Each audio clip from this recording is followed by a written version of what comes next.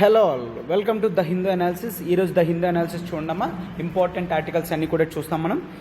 We have come with one option, that is Telangana pack. మనకి మీరు GS part complete చేస్తుంటే కేవలం తెలంగాణ టాపిక్స్ మాత్రం కావాలంటే గ్రూప్ 1 గురించి తెలంగాణ ప్యాక్ అనే స్పెషల్ మాడ్యూల్ అనేది తీసుకురావడం జరిగిందమ్మా.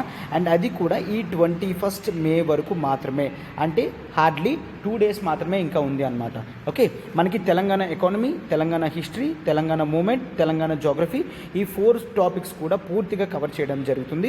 ఇక్కడ మీకు కేవలం ఫీజు 10,000 చూసారా, స్ట్రైక్ చేసి 5,000 ఇవ్వడం జరిగింది, అంటే ఆఫర్లో ఉండడం అనేది జరుగుతుంది. అది కూడా ఈ 2 days మాత్రమేనమ్మా. ఈ 2 days తర్వాత ఫీజు మళ్ళీ 10,000కి వెళ్తుంది. ఎందుకంటే టాపిక్స్ అన్నీ కాంప్రహెన్సివ్గా కవర్ చేసి 5,000లో ఇవ్వడం అనేది చాలా రీజనబుల్ అమౌంట్ అనమాట. ఓకే, సో 21st మే వరకు మాత్రమే ఉంది కాబట్టి వెంటనే ఇక్కడ నెంబర్ చూడండి, 7893899553. ప్రత్యూష మ్యామ్కి కాల్ చేసి సబ్స్క్రిప్షన్ అనేది వెంటనే తీసుకోండమ్మా. ఓకే, అండ్ నెక్స్ట్ అట్లా కాదు, ఏ సబ్జెక్ట్ అయినా కూడా మీరు స్టార్ట్ చేయాలనుకుంటే యూపీఎస్సీ కేవలం 5,000 రూపీస్కే మనం లాంచ్ చేయడం అనేది జరిగింది. అండ్ ఇది కూడా మనకి లైఫ్ టైం వ్యాలిడిటీతో ఉంటుందమ్మా, లైఫ్ టైం వ్యాలిడిటీ. అండ్ మనకి ఎనీ సబ్జెక్ట్ ప్రోగ్రామ్ కింద ఎకానమీ ఉంటుంది by Suresh sir, and history by Sairam sir, and polity this is dwelt by me, this is Srinivas, and geography Prasad sir deal చేస్తారమ్మా. మీకు ఇండివిజువల్ టాపిక్ కాంప్రహెన్సివ్గా ప్రతిదీ కూడా recorded classes అనేది available ఉంటుంది. And మనకి ఫీజు అనేది 5,000 నుంచి 8,000కి రివైజ్ అవ్వబోతుంది. ఓకే, ఫీజు అనేది 5,000 నుంచి 8,000కి అవ్వబోతుంది అన్నమాట. ఓకే, సో మనకి ఇక్కడ చూస్తే టాపిక్స్ అన్నీ కూడా కాంప్రహెన్సివ్గా కవర్ అవ్వడం జరుగుతుంది. సో వెంటనే డిలే చేయకన్నా పాలిటీలో మనం ప్రతి టాపిక్ కూడా నీట్గా డీటెయిల్గా డిస్కస్ చేయడం అనేది జరుగుతుంది. ఓకే, సో నెంబర్ చూడండి, 7893899553 కాల్ చేసి మీరు సబ్స్క్రిప్షన్ అనేది వెంటనే తీసుకోండి. లేదంటే మన కింద కామెంట్ బాక్స్లో ఉంటుందమ్మా, అక్కడైనా కూడా మీరు డైరెక్ట్గా కోర్స్ అనేది పర్చేస్ చేయగలరు. Okay, to all, welcome to LTX classes. ఈరోజు ద హిందూ అనాలిసిస్ చూడమ్మా, 19/5/2022 ఆర్టికల్స్ అన్నిటి కూడా డీల్ చేస్తుంది. This is Srinivas. Okay, first of all articles to be explored. Articles ఏంటంటో చూద్దామమ్మా. ఫస్ట్ ఆర్టికల్ చూడండి, supreme court frees Perarivalan. Okay, ఇతను రాజీవ్ గాంధీ కన్విక్ట్ కేసులో అతను ఉన్నారమ్మా. అతనికి జైలు శిక్ష వేయడం ఫస్ట్ జరిగింది, తర్వాత డెత్ పెనాల్టీ ఇవ్వడం జరిగింది, ఆ తర్వాత డెత్ పెనాల్టీ నుంచి లైఫ్ సెంటెన్స్కి వేయడం జరిగింది. ఆ లైఫ్ సెంటెన్స్ తర్వాత ఇప్పుడు పూర్తిగా రిలీజ్ చేయడం అనేది జరిగిందనమాట. ఇదంతా కూడా పొలిటికల్ కాన్సిక్వెన్స్. మీరు లాస్ట్ 1 month నుంచి కూడా అది చూస్తూ ఉన్నారు. బట్ మనం ఇక్కడ ఆ టాపిక్ కాకుండా పాలిటీకి యూజ్ అయిన టాపిక్ మాత్రమే చూద్దాం. Okay, this is comes under GS2 polity. Okay, so supreme court topic ఉంటుంది కదమ్మా, దాంట్లో ప్రకారంగా మనం ఇది చూద్దాం. Next, ethanol blend in petrol to be raised to 20% in 3 years. 3 years కన్నా ఎథనాల్ బ్లెండ్ అనేది పెట్రోల్తో 20%కి ఇంక్రీజ్ చేయడం అనేది జరుగుతుంది. ఓకే, సో ఇది మనకి this comes in GS3 agriculture పార్ట్లోని and GS3 science and technology పార్ట్లోని మనకి చాలా important. Next, scientist standardize breeding techniques of barbs. Okay, barbs అనేది ఒక కైండ్ ఆఫ్ ఫిషెస్ అమ్మ. ఆ ఫిషెస్ని బ్రీడ్ చేసే టెక్నిక్ అనేది కొంతమంది సైంటిస్టులు స్టాండర్డైజ్ చేశారు, అంటే ఒక స్ట్రాంగ్ మెథడ్ కింద తయారైంది. Okay, so this comes under GS3 ఎకానమీలో అగ్రికల్చర్ పార్ట్. అండ్ ఇన్ జనరల్గా కూడా మనం ఇది SI టాపిక్స్లో వీటిలో కూడా యూజ్ చేయొచ్చు, అండ్ సైన్స్ అండ్ టెక్నాలజీ కూడా. And next, the Roe draft ruling could affect other civil rights. Okay, other civil rights, this comes under GS2 polity. Okay, GS2 polity. And next, will replacing PhD professors with practitioners work. Okay, ప్రాక్టీషనర్స్తో replace చేస్తే PhD ప్రొఫెసర్స్ని అది ఏమైనా work అవుతుందా అని చెప్పేసి article అనేది రావడం జరిగింది. This comes in GS2 polity in general, and society and social ఇష్యూస్లో కూడా వస్తుంది. Next, Jaishankar to attend BRICS meeting. Okay, Jaishankar ఎవరమ్మా, మినిస్టర్ ఆఫ్ ఎక్స్టర్నల్ అఫైర్స్ కదా, అతను బ్రిక్స్ మీటింగ్కి అటెండ్ అవుతారంట. సో బ్రిక్స్ ఇంపార్టెన్స్ అదంతా కూడా మనం చూద్దాం. నెక్స్ట్, 138 crore rupees to upgrade IBs అంటే intelligent bureau counter terrorism grid. Okay, so counter terrorism grid అనేది అప్గ్రేడ్ చేయడానికి 138 crores అనేది యూజ్ చేయడం జరిగింది. And next, India's vulnerability to drought అనేది ఆర్టికల్ మనకి రావడం జరిగింది, అది కూడా చూస్తాము. This comes in GS3 environment and in జనరల్గా GS3 ఎకానమీలో అగ్రికల్చర్ పార్ట్ కూడాను. ఓకేనా. సో ఇది BRICS meeting, this comes in GS2 international relations అనేవి చూస్తాం. And third one GS3 internal సెక్యూరిటీలోకి వస్తుంది అనమాట. సో ఇంకా డిలే చేయకన్నా ఆర్టికల్స్ అన్నీ కూడా 1 by 1 చూడండి అమ్మా. నెక్స్ట్ యూపీఎస్సీ ఇన్ఫినిటీ నుంచి మనకి UPSC online and UPSC offline అనేది మనకి ప్యాకేజెస్ అనేవి రావడం జరిగిందమ్మా. యూపీఎస్సీ ఆన్లైన్ ఫీజు వచ్చేసి కేవలం 60,000 రూపీస్ మాత్రమే, అది కూడా 5,000 into 12 months అనేది మనం తీసుకొని రావడం జరిగింది. అండ్ యూపీఎస్సీ ఆఫ్లైన్ వచ్చేసి కేవలం 70,000 రూపీస్ మాత్రమే, అది కూడా 10,000 into 7 months అనేది మనం తీసుకొని రావడం జరిగింది. అండ్ ఇక్కడ వ్యాలిడిటీ చూడమ్మా, కేవలం 31st May వరకు మాత్రమే. ఫీజెస్ అనేవి తర్వాత 10,000 మేరకు ఇంక్రీజ్ అయ్యే ఛాన్సెస్ ఉంటుంది. సో వెంటనే సబ్స్క్రిప్షన్ అనేది చేసుకోండమ్మా. ఈ 31st May కల్లా చేసుకుంటే మీకు యూపీఎస్సీ ఆఫ్లైన్ తీసుకుంటే యూపీఎస్సీ ఆన్లైన్ కంప్లీట్గా కాంప్లిమెంట్ కింద వస్తుంది. యూపీఎస్సీ ఆన్లైన్ మీకు లైవ్ ప్లస్ రికార్డెడ్ క్లాసెస్ అనేవి యాక్సెసిబిలిటీలో ఉంటాయి. సో ఒకవేళ మీరు ఎప్పుడైనా లైవ్ క్లాస్ మిస్ అయినా కూడా రికార్డెడ్ క్లాసెస్ అనేవి మీకు అవైలబుల్గా ఉంటాయి. అండ్ యూపీఎస్సీ ఆఫ్లైన్ చూడండి, మనకి విశాఖపట్నం అండ్ హైదరాబాద్ బ్రాంచెస్ అనేవి ఉన్నాయి. సో మీరు ఎక్కడికైనా వచ్చి డెమోస్ కూడా వినొచ్చు. ఓకే. సో వెంటనే సబ్స్క్రిప్షన్ చేసుకొని ఇక్కడ చూడమ్మా, 7893899553 ప్రత్యూష మ్యామ్కి కాల్ చేయండి. ఏ డౌట్ ఉన్నా కూడా మ్యామ్ సాల్వ్ చేస్తారు. అండ్ సబ్స్క్రిప్షన్ కూడా మ్యామ్కి కాల్ చేస్తే సరిపోతుంది. ఓకే. సుప్రీంకోర్టు ఫ్రీజ్ పెరివెరలన్ అని చెప్పేసి ఈ కేసు అనేది రావడం జరిగిందమ్మా. ఒక్కసారి చూడండి, ఒకసారి ఆర్డర్ కూడా ఇక్కడ ఇవ్వడం జరిగింది. ఇదంతా కూడా పొలిటికల్ న్యూస్ అమ్మా, మనకి ఇదంతా అవసరం లేదు. మనకి కేవలం సుప్రీంకోర్టు ఏం చెప్పింది అండర్ ఆర్టికల్ 142 అనేది మాత్రమే చాలా ఇంపార్టెంట్ అనమాట. ఒక్కసారి చూడండి. ఫస్ట్ ఇతను రాజీవ్ గాంధీని హత్య చేసిన వాళ్ళలో ఒక వ్యక్తి అనమాట. అతనికి ఆ టైంలో 19 years. ఒకసారి చూడండి, 1991లో అతనికి అరెస్ట్ చేసేసరికి 19 years అనమాట. ఓకే. అంటే రాజీవ్ గాంధీని చంపినప్పుడు ఇతను జువనైల్లో ఉండడం అనేది జరిగింది. అంటే 18 years కూడా కాదు అప్పటికి. ఓకే. 1991లో సిబిఐ అతన్ని అరెస్ట్ చేయడం జరిగింది. ఆ తర్వాత 1998లో ఇతనికి టాడా అనే దీంతో యాక్ట్ చేయడం అనేది జరిగింది. ఓకే. టాడా కోర్ట్ అనేది ఇతనికి ఏం చేసింది, 26 ఎవరైతే అక్యూజ్డ్ ఉన్నారో రాజీవ్ గాంధీని అసాసినేషన్ చేసిన వాళ్ళు, టాడా కోర్ట్ అంటే టెర్రరిస్ట్ యాక్టివిటీస్ డిస్రప్షన్ యాక్ట్తో తయారైన కోర్టు అనమాట. ఈ కోర్టులో జనరల్గా ఏం చెప్పడం జరిగింది, టోటల్ 26 members ఎవరైతే ఉన్నారో రాజీవ్ గాంధీని అసాసినేషన్ చేసిన వాళ్ళు. సార్ అసాసినేషన్ అంటే ఏంటి? అసాసినేషన్ అంటే ఇండివిజువల్ పర్సన్ని ఇట్లా కిల్ చేస్తే దాన్ని మనం అసాసినేషన్ అని అంటాము. ఓకే.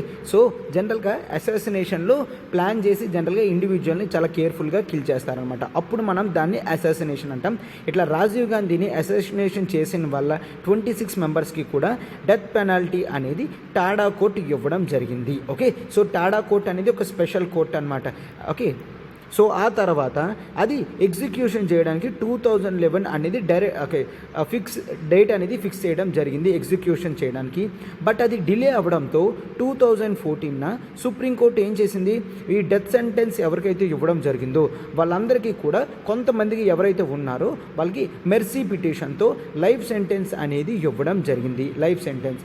అండ్ ఆ తర్వాత 2014లో క్యాబినెట్ జనరల్గా ఏంటి డిసైడ్ చేసింది అంటే, ఈ ఎవరైతే డెత్ సెంటెన్స్ కాకుండా లైఫ్ సెంటెన్స్లో ఉన్నారో ఆ లైఫ్ సెంటెన్స్లో ఉన్న వాళ్ళందరినీ కూడా రిలీజ్ చేయమని చెప్పడం జరిగింది. ఓకే. సో ఆ విధంగా 2015లో సుప్రీంకోర్టు ఆ కన్విక్ట్స్ అందరినీ కూడా రిలీజ్ చెప్పమని చేయడం జరిగింది అనమాట. అయినప్పటికీ కూడా ఆ తర్వాత సిబిఐ అఫీషియల్స్ వాళ్ళు వచ్చి కొత్త స్టేట్మెంట్స్ అనేవి ఇవ్వడం జరిగింది. ఏంటి, ఇలాగా పరివరలన్ అనే వ్యక్తి ఒప్పుకున్నాడు అని చెప్పి. ఆ తర్వాత అతను ఒప్పుకున్నాడు కదా అని అతని మీద కేసు అనేది కంప్లీట్ అయ్యింది అనమాట. 3 judge బెంచ్ ఎవరైతే సుప్రీంకోర్టులో ఉన్నారో వాళ్ళు అతని రిలీజ్ గురించి చూస్తున్నారు అని చెప్పడం జరిగింది. అతను ఇంకా అప్పటికి రిలీజ్ కూడా చేయలేదన్నమాట. 2018లో అక్కడ జనరల్గా తమిళనాడు వాళ్ళు రిక్వెస్ట్ చేశారు సెంట్రల్ గవర్నమెంట్కి, ప్రెసిడెంట్కి చెప్పి రిలీజ్ చేయమని, ప్రెసిడెంట్కి చెప్పి పార్డోనింగ్ పవర్స్ ఇవ్వమని. అయినా కూడా సెంట్రల్ గవర్నమెంట్ నుంచి ఎటువంటి రెస్పాన్స్ కూడా రాలేదన్నమాట. ఓకే. సో ఆ తర్వాత తమిళనాడు గవర్నమెంట్ డిసైడ్ అయింది ఏంటి, గవర్నర్కి కూడా పవర్స్ ఉంటాయి కదా, ప్యాడ్డాన్ పవర్స్, ఆ ప్యాడ్డాన్ పవర్స్ ఉపయోగించి చేయమన్నది. ఓకే. ఇప్పుడు పూర్తిగా సుప్రీంకోర్టు అనేది ఎక్స్ట్రాడినరీ పవర్స్ ఉపయోగించి పెరివరల్ని రిలీజ్ చేయమంది. Okay. So first of all article 72 ప్రకారం మనకి ప్రెసిడెంట్కి ప్యారడాన్ పవర్స్ అనేవి ఉంటాయి. అట్లానే మనకి గవర్నర్కి చూస్తే ఆర్టికల్ 161తో గవర్నర్కి ప్యారడాన్ పవర్స్ అనేవి ఉంటాయి. అయితే ఇక్కడ జనరల్గా గవర్నర్ అనే వ్యక్తి ఏం చేయాలి, స్టేట్లో కౌన్సిల్ ఆఫ్ మినిస్టర్స్ ఏదైతే చెప్తాడో అది ఖచ్చితంగా అతను పాటించాల్సిందే. బట్ ఇక్కడ ఏమైంది, తమిళనాడు క్యాబినెట్ వాళ్ళు గవర్నర్కి రిక్వెస్ట్ పెట్టడం అనేది జరిగింది. ఏంటి, అండర్ 161 ఆర్టికల్ ప్రకారం మీరు ఆ వ్యక్తిని రిలీజ్ చేయమని చెప్తే గవర్నర్ ఏం చేశారు, అతను ప్రెసిడెంట్కి పంపించడం జరిగింది, ప్రెసిడెంట్కి రిఫర్ చేయడం జరిగింది అనమాట. అండ్ ప్రెసిడెంట్ దగ్గర ఇన్ని రోజులు ఉన్న తర్వాత ఈరోజు సుప్రీంకోర్టు చెప్పింది ఏంటి, స్టేట్ అనేది ఖచ్చితంగా గవర్నర్ అనే వ్యక్తి స్టేట్ క్యాబినెట్ చెప్పింది ఖచ్చితంగా చేయాల్సిన బాధ్యత అతని మీద ఉంటుంది, అదే కాన్స్టిట్యూషన్లో రాసుంది అని చెప్తాం. అండ్ ఆ తర్వాత ఇన్ జనరల్గా మనకి ఆర్టికల్ 142 గురించి చెప్పడం జరిగిందమ్మా. అసలు ఈ ఆర్టికల్ 142 ఏంటో ఒక్కసారి చూడండి. ఆర్టికల్ 142 క్లాజ్ 1 ప్రకారం ఏంటి అంటే సుప్రీంకోర్టుకి ఎక్స్ట్రాడినరీ పవర్స్ అనేవి ఉంటాయి అని చెప్తాం.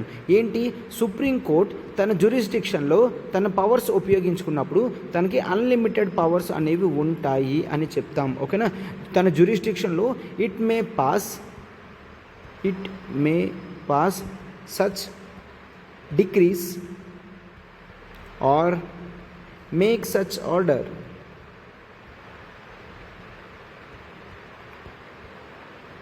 for doing complete justice అని చూస్తాము, కంప్లీట్ జస్టిస్. ఓకే, సో ఇది వర్డ్ చాలా ఇంపార్టెంట్ అనమాట. To do complete justice supreme court can deliver any of the judgements with in its jurisdiction అని చూస్తాము అనమాట. అండ్ దాన్ని ఖచ్చితంగా ఎన్ఫోర్స్మెంట్ చేసే బాధ్యత అనేది పార్లమెంట్కి కూడా ఉంటుంది అని కూడా జనరల్గా చెప్తామన్నమాట. ఓకే, అండ్ ప్రెసిడెంట్ దీన్ని చెప్తాడు అని చెప్తాము. ఓకేనా, సో ఆర్టికల్ 142 ప్రకారం యాక్చువల్లీ ఫుల్ జ్యూరిస్డిక్షన్లో తన పవర్స్ అన్నీ కూడా ఉపయోగించుకోవడానికి సుప్రీంకోర్టుకి కంప్లీట్ జస్టిస్ చేయడానికి టోటల్ పవర్స్ అనేవి ఉంటాయి అని చూస్తాం. అది ఆర్టికల్ 142 క్లియర్గా చెప్తుంది. ఓకే, సో దాన్ని ఖచ్చితంగా చేసే బాధ్యత పార్లమెంట్కి ప్రెసిడెంట్కి కూడా ఉంటుంది అని కూడా జనరల్గా చెప్తాం. ఇది ఆర్టికల్ 142. ఇక్కడ జనరల్గా చూడండి, ఎవరైనా కూడా ఆర్టికల్ 72 ప్రకారం అండ్ ఆర్టికల్ 161 ప్రకారం ప్రెసిడెంట్ ఇంకా గవర్నర్ మాత్రమే ప్యారడానింగ్ పవర్స్ ఇష్యూ చేయగలరు. బట్ ఇప్పుడు ఇక్కడ అండర్ ఆర్టికల్ 142 కూడా ఇక్కడ ఏంటి, సుప్రీంకోర్టు ఏం చేసింది, ఆ వ్యక్తిని పూర్తిగా రిలీజ్ చేయడం అనేది జరిగింది అనమాట. ఓకే, ఫస్ట్ డెత్ సెంటెన్స్ ఇచ్చారు, డెత్ సెంటెన్స్ లేట్ అయింది కదా, లైఫ్ సెంటెన్స్ ఇచ్చారు, లైఫ్ సెంటెన్స్ ఇన్ తర్వాత అతను బెయిల్ ఇంకా అక్కడ ఉన్నది, బెయిల్ ఇష్యూ చేశారు. బెయిల్లో ఉన్నప్పుడు ఇప్పుడు క్లియర్గా చెప్పడం అనేది జరిగింది, అతన్ని ఫుల్గా ఫ్రీ చేయడం అనేది జరిగింది. ఓకేనా, తను ఫుల్గా ఫ్రీ చేయడం అనేది జరిగింది అనమాట. ఇక్కడ సుప్రీంకోర్టు అనేది ఆర్టికల్ 142తో కంప్లీట్ జస్టిస్ చేసింది అని చూస్తామన్నమాట. సో ఇవి ఈ పాయింట్స్ అనేవి మనకి పాలిటీ వరకు చాలా ఇంపార్టెంట్ అమ్మా. మనకి ఇన్ జనరల్గా పాలిటిక్స్ ప్రకారం అవి ఏవి కూడా అవసరం లేదు, ఇంపార్టెంట్ ఆర్టికల్స్ అన్నీ కూడా మనం డీల్ చేయడం జరిగింది. ఓకే, సో ఇప్పుడు మనం నెక్స్ట్ ఆర్టికల్కి వెళ్తున్నాం. చూడండి అమ్మా, ఆర్టికల్ చూడమ్మా, ethanol blend in petrol to be raised to 20% in 3 years. Okay, మనకి నేషనల్ పాలసీ ఆన్ బయోఫ్యూయల్స్ అనేది ఉన్నది. స్టార్టింగ్ ఇది 2009లో తీసుకొని రావడం జరిగింది. ఆ తర్వాత అమెండ్మెంట్ చేసి నేషనల్ పాలసీ ఆన్ బయోఫ్యూయల్స్ 2018 కూడా తీసుకొని రావడం జరిగింది. ఇప్పుడు దానికి అమెండ్మెంట్ అనేది జరుగుతుందమ్మా. సో ఆ ప్రావిజన్స్లో మనం ఇక్కడ ఇది చూస్తాం. ఓకే, 3 yearsలో ఎథనాల్ బ్లెండింగ్ అనేది 20%కి తీసుకొని వెళ్తాం. So first of all ethanol అంటే ఏంటో చూసి ఎథనాల్ బ్లెండింగ్ ఇన్ పెట్రోల్ ఏంటో చూస్తే అప్పుడు మనకి టోటల్గా అర్థమవుతుంది. ఓకే, సో ఒక్కసారి చూడండమ్మా. ఫస్ట్ ఆఫ్ ఆల్ చూడండమ్మా, ఎథనాల్ అన్నాం కదా, ఈ ఎథనాల్ని మనం బయోఫ్యూయల్ అని అంటాము. ఎథనాల్ని బయోఫ్యూయల్ అంటే నథింగ్ బట్ బయోఫ్యూయల్ అంటే ఏంటి, మనం బయోలాజికల్ మెటీరియల్స్తో ఫ్యూయల్ తయారు చేస్తే దాన్ని బయోఫ్యూయల్స్ అంటే అంటాము, బయోలాజికల్ మెటీరియల్స్.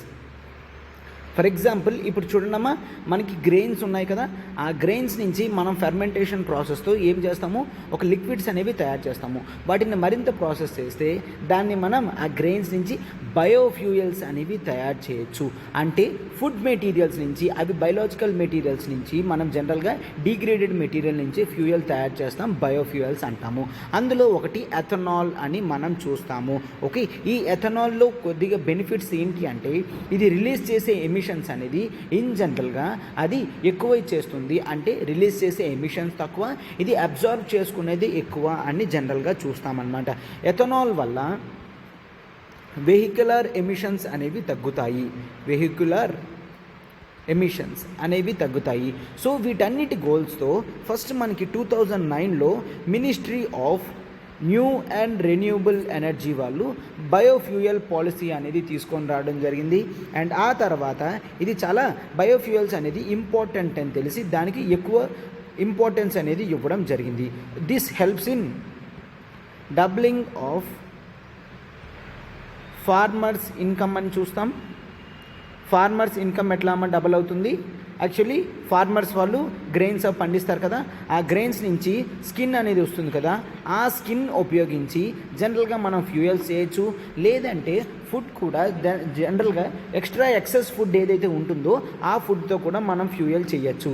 అంటే డబ్లింగ్ ఆఫ్ ఫార్మర్స్ అనే గోల్, గవర్నమెంట్ యొక్క గోల్కి ఇది హెల్ప్ చేస్తుంది అని మనం చూస్తాము. ఆ తర్వాత ఎథనాల్ అనేది ఒకసారి చూడమా 20% బ్లెండ్ అని అంటాము. అంటే ఇప్పుడు మీరు పెట్రోల్ తీసుకుంటే 100% ఉంటుంది కదమ్మా, ఆ పెట్రోల్ 100%లో 80% పెట్రోల్తో 20% ఎథనాల్ అనేది మిక్సప్ చేసినా కూడా వెహికల్ అనేది ఎమిషన్స్ తగ్గుతుంది, వెహికల్ అనేది స్మూత్గా రన్ అవుతుంది అని కూడా మనం చూస్తాము. సో దీనివలన ప్రతి 100%లో 20% ఇది యాడ్ అవుతుందంటే 100 లీటర్స్లో 20 లీటర్స్ ఎథనాల్ అయితే మన ఇంపోర్ట్ రిడక్షన్ అనేది జరుగుతుంది. ఓకే, ఇంపోర్ట్ రిడక్షన్ అనేది దీంతో తగ్గుతుంది. ఏంటమ్మా ఇంపోర్ట్ చేసుకుంటాం మనం? పెట్రోల్ అనేది 85% ఆఫ్ ఫ్యూయల్స్ అన్నీ కూడా, పెట్రోల్ అంతా కూడా మనం ఇంపోర్ట్ చేసుకుంటాము అని చెప్పడం జరుగుతుంది అనమాట.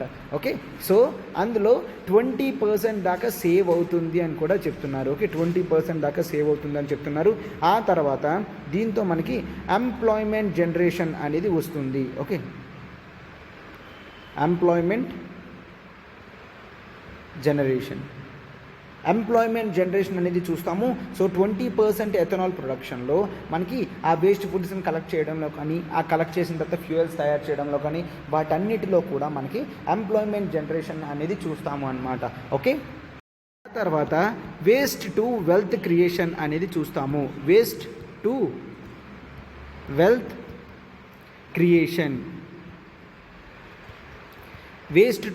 క్రియేషన్ అనేది చూస్తాము. Sir waste to wealth creation ఏంటి అంటే, మనం జనరల్గా యూజ్ చేసిన వేస్ట్ అవన్నీ ఉంటాయి కదమ్మా, తిని పాడేసిన ఫుడ్స్ కానీ, లేదంటే ఫ్రూట్స్ నుంచి వచ్చిన వేస్ట్ ఇది కానీ, కిచెన్ వేస్ట్ కానీ, వీటి నుంచి కూడా మనము ఫ్యూయల్స్ అనేవి తయారు చేయగలము. ఆ ఫ్యూయల్స్ అన్నిటినీ కూడా మనం వెల్త్ కింద కన్సిడరేషన్ చేస్తాం. కాబట్టి వేస్ట్ టు వెల్త్ క్రియేషన్ అనేది పెట్టుకోవడం అనేది జరిగిందనమాట. ఓకే, సో ఇది మనకి జనరల్గా బయోఫ్యూయల్ ప్రొడక్షన్లోనే కాదు, కన్జంప్షన్లో కూడా యూజ్ అవుతుంది అని చూస్తాము. ఓకే, ఈ నేషనల్ పాలసీ ఆన్ బయోఫ్యూయల్స్ 2018లో బయోఫ్యూయల్స్ని జనరల్గా చూడమ్మా 1G బయోఫ్యూయల్స్ అని పెట్టడం జరిగింది. అంటే ఫస్ట్ జనరేషన్ బయోఫ్యూయల్స్ ప్రకారం వీటిని మనం బేసిక్ బయోఫ్యూయల్స్ అని అంటాము. Basic biofuels. ఈ బేసిక్ బయోఫ్యూయల్స్ని మనం జనరల్గా ఎగ్జాంపుల్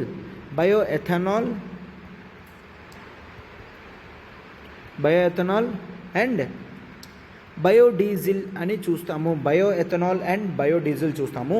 ఇవి దేని నుంచి తయారు చేస్తామంటే nothing but sugar cane juice,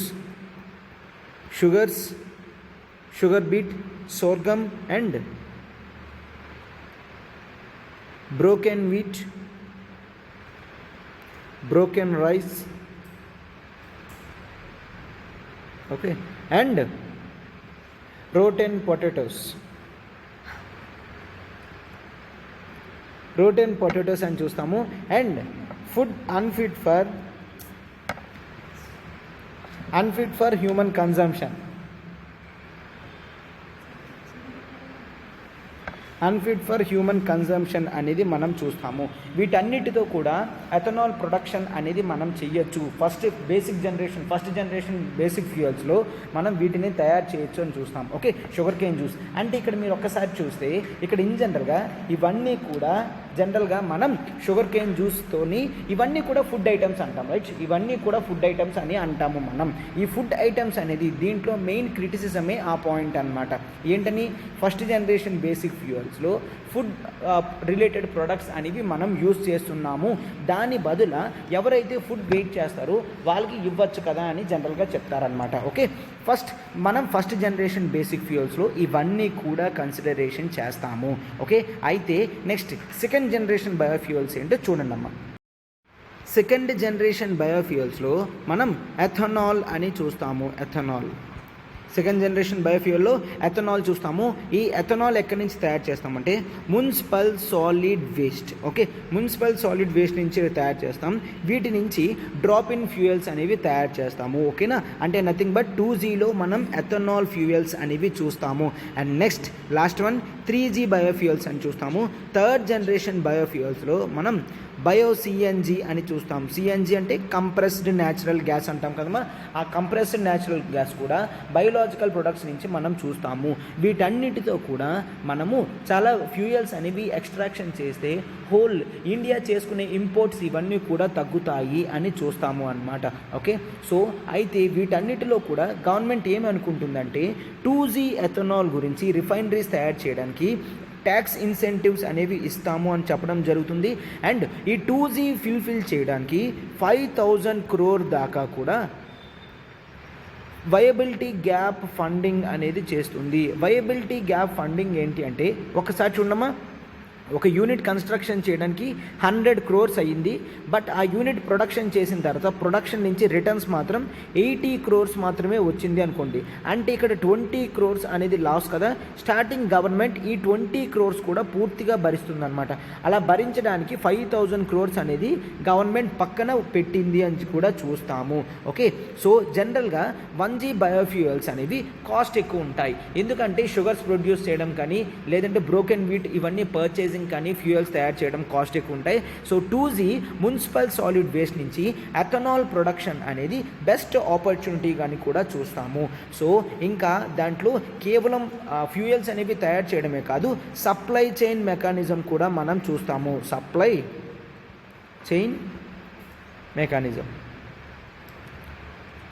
chain mechanism కూడా ఫుల్ ఫ్లెడ్జ్డ్గా అయినట్టు మనం చూస్తామన్నమాట.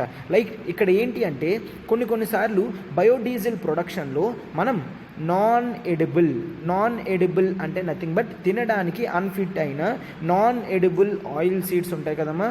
ఆ ఆయిల్ సీడ్స్ని and used cooking oil, okay, use చేసిన ఆల్రెడీ కుకింగ్ ఆయిల్స్ ఉంటాయి కదా. అండ్ నెక్స్ట్ జనరల్గా కొన్ని క్రాప్స్ ఏవైతే ఉంటాయో షార్ట్ గెస్టేషన్ క్రాప్స్ అంటాము. ఇవన్నీ కూడా మనము ఫ్యూయల్స్ అనేవి తయారు చేసుకుంటే అడ్వాన్స్డ్ స్టేజ్లోకి వెళ్తాము. అది ఏంటి, కేవలం పొల్యూషన్ కంట్రోల్కి మాత్రమే కాదు, చాలా బెనిఫిట్స్ వస్తాయి అని చూస్తాము. ఆల్రెడీ చెప్పాం కదమ్మా, ఎంప్లాయ్మెంట్ జనరేషన్ అవుతుంది. అండ్ ఆ తర్వాత ఫార్మర్స్ ఇన్కమ్ ఏదైతే ఉంటుందో అది డబ్లింగ్ అవుతుంది అని చూస్తాం. ఇవన్నీ కూడా మనం కన్సిడరేషన్లోకి చూస్తాము. సో ఇప్పుడు మనకి ఓవరాల్గా ఏంటి అంటే గవర్నమెంట్ ఈ 2000 పాలసీ ఏదైతే ఉందో 2018 బయోఫ్యూయల్ పాలసీ ఏదైతే ఉందో దాన్ని అడ్వాన్స్ చేయాలి అని చూస్తుంది. ఓకే, అమెండ్మెంట్ చేసి మనం జనరల్గా ఫస్ట్ టార్గెట్ అనేది 20% టార్గెట్ అనేది 2030 అనేది పెట్టుకోవడం జరిగింది. ఇప్పుడు 2030 నుంచి 2025కి తీసుకొని రావడం జరిగింది. ఓకే, ఇప్పుడు ఈ పాలసీ టు ఇంట్రడ్యూస్ 20% ఎథనాల్ అనేది 2023 నుంచి చూసుకొని 2025 కల్లా తీసుకొని రావాలి. అందుకని జనరల్గా ఏం చెప్పడం జరిగింది, ethanol blend in petrol to be raised to 20% in 2025 పెట్టడం జరిగింది కదమ్మా. అందుకనే ఇట్లా పెట్టుకోవడం అనేది జరిగింది. అండ్ ఇవి కూడా ఈ డెవలప్మెంట్ అంతా కూడా మనం ఇండిజీనస్ టెక్నాలజీస్తో పెట్టుకోవాలి అని చూస్తున్నాము. ఇండిజీనస్ టెక్నాలజీస్ ఇండిజినస్ టెక్నాలజీస్ అనేవి తీసుకొని రావడం జరిగింది అని చూస్తాం. And NITI Aayog said that immense benefits అనేవి ఉండడం జరుగుతుంది. దీంతో ఏంటంట, నిజంగా 20% ఎథనాల్ అనేది బ్లెండింగ్ చేస్తే 2025 కల్లా మనము 30,000 crore అనేది ఫారెన్ ఎక్స్చేంజ్లో మనం సేవ్ చేసుకోగలము అని చెప్తున్నారు. ఏంటంట, ఎనర్జీ సెక్యూరిటీ అంటే దీంతో పెరుగుతుంది. 20% రిడక్షన్ అనేది ఖచ్చితంగా ఎనర్జీ సెక్యూరిటీలో యూజ్ అవుతుంది కదమ్మా. అండ్ ఆ తర్వాత కార్బన్ ఎమిషన్స్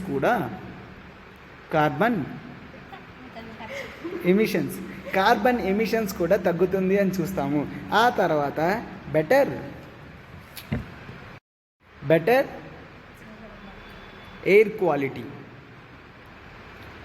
ఎయిర్ క్వాలిటీ అనేది చూస్తాము. అండ్ ఆ తర్వాత సెల్ఫ్ రిలయన్స్ కూడా ఇండియాకి వస్తుంది, ఇండిజినస్ టెక్నాలజీస్ కాబట్టి.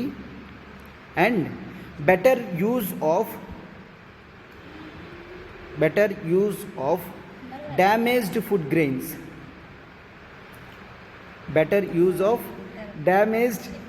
ఫుడ్ గ్రెయిన్స్ అనేది మనం చూస్తాము. అండ్ ఫార్మర్స్ ఇన్కమ్ అనేది చూస్తాము. ఇన్వెస్ట్మెంట్ ఆపర్చునిటీస్ కూడా జనరల్గా చూస్తాము. అయితే ఇండియా ఇప్పుడు ఏ స్టేజ్లో ఉందో చూడండి అమ్మా. ఈ డేట్ కల్లా 2022 కల్లా గవర్నమెంట్ అనేది 9.45% ఎథనాల్ బ్లెండింగ్ అనేది చేయడం జరిగింది. ఈ డేటా ఎవరు ఇవ్వడం జరిగిందమ్మా, చాలా జాగ్రత్తగా రాసుకోండి. Ministry of petroleum and natural gas అని చూస్తాము. 9.45% ఆఫ్ ఎథనాల్ బ్లెండింగ్ అనేది జరిగింది ఇంతవరకు కూడా. సో అంటే ఈ ఇయర్ ఎండింగ్ కల్లా 10%కి రీచ్ అవుతాం. సో అందుకనే నెక్స్ట్ 5 years కల్లా ఈ 10% నుంచి 20%కి వెళ్ళాలి అని మనం చూస్తాము. ఓకే, నెక్స్ట్ 3 years కల్లా 2025 కల్లా మనం 20%కి రీచ్ అవ్వాలి అని చూస్తున్నాం అన్నమాట. ఓకే, అండ్ నెక్స్ట్ నీతి ఆయోగ్ కూడా ఏం చెప్తుంది అంటే 10% బ్లెండింగ్ ఇన్ పెట్రోల్ అనేది చేస్తే వెహికల్లో ఇంజిన్ అనేది మేజర్ చేంజెస్ చేయాల్సిన అవసరం లేదు. బట్ ఇక్కడ మాత్రం 20% బ్లెండింగ్ అంటే ఖచ్చితంగా వెహికల్ ఇంజిన్లో చేంజెస్ అనేవి చూస్తాము అని చెప్తున్నారనమాట. ఓకే, సో అందుకనే చాలా వరకు ఏం చెప్తున్నారు, మీరు వాటర్ ఇంటెన్సివ్ క్రాప్స్ లాంటివి అంటే నథింగ్ బట్ షుగర్ కేన్ కానీ ఇటువంటి క్రాప్స్ అనేవి మనము బ్లెండ్ చేసినప్పుడు చాలా వాటర్ అనేది కూడా వేస్ట్ అవుతుంది కదా. దాని బదుల మనం ఏం చేయాలి, షార్ట్ ఇండ్యూస్లో గ్రో అయ్యే క్రాప్స్ని మనం ఇచ్చేయాలి అని చూస్తామన్నమాట. ఓకే, సో నీతి ఆయోగ్ జనరల్గా ఏంటి, ఎథనాల్ డిమాండ్ అనేది 2025 కల్లా 10 billion లీటర్స్ ఉంటుంది అని చూస్తాం. 10 billion లీటర్స్ అనేది ఉంటుంది అని చూస్తున్నాం. అండ్ కరెంట్ ఎథనాల్ ప్రొడక్షన్ మనం జనరల్గా ఏంటి, మొలాసెస్ ప్రాసెస్ నుంచి 4.26 బిలియన్ లీటర్స్ అనేది వస్తుంది అని చూస్తున్నాం. అండ్ జనరల్గా గ్రెయిన్ బేస్డ్ నుంచి 2.58 బిలియన్ లీటర్స్ అనేది ఉంటుంది అని చూస్తున్నాం. ఓకే, సో ఆర్టికల్స్ అంతా కూడా మనం నీట్గా ఎక్స్ప్లెయిన్ చేయడం జరిగిందమ్మా. ఇంపార్టెంట్ డేటా అంతా కూడా ఒకసారి చూసుకోండి.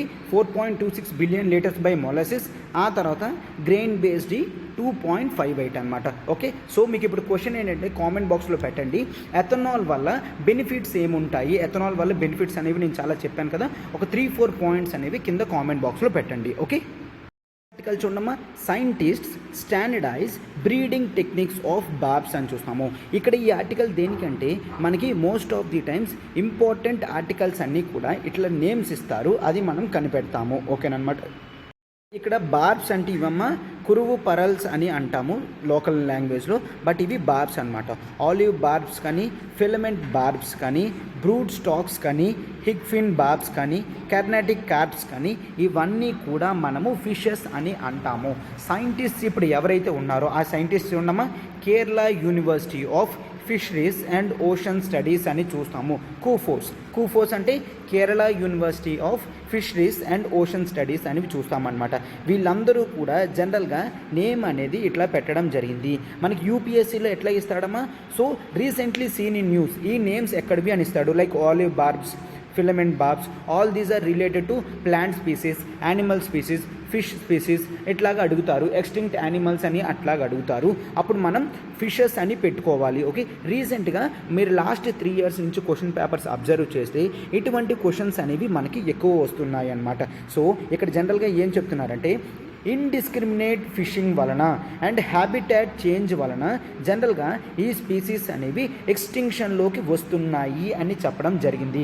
ఎక్స్టింక్షన్ అంటే ఏంటి, ఇంకా క్లోజ్ అయ్యి ఎండ్ అయిపోయే స్టేజ్లోకి వస్తున్నాయి అని చెప్తాం అనమాట. ఇండిస్క్రిమినేట్ ఫిషింగ్ వలన డేంజర్స్ ఏంటో ఒక్కసారి చూడండి అమ్మా.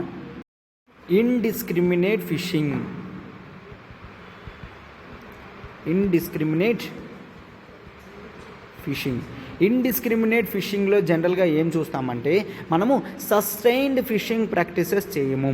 సస్టైన్డ్ ఫిషింగ్ ప్రాక్టీసెస్ ఏంటి అంటే మనం కేవలం సస్టైన్డ్ ఫిషింగ్ ప్రాక్టీసెస్లో జనరల్గా మనం ఎప్పుడైతే అవి బేబీస్ని పెట్టి నెంబర్ని గ్రో చేస్తాయో అప్పుడు వాటిని సస్టైన్డ్ ఫిషింగ్ ప్రాక్టీసెస్ అని అంటాము.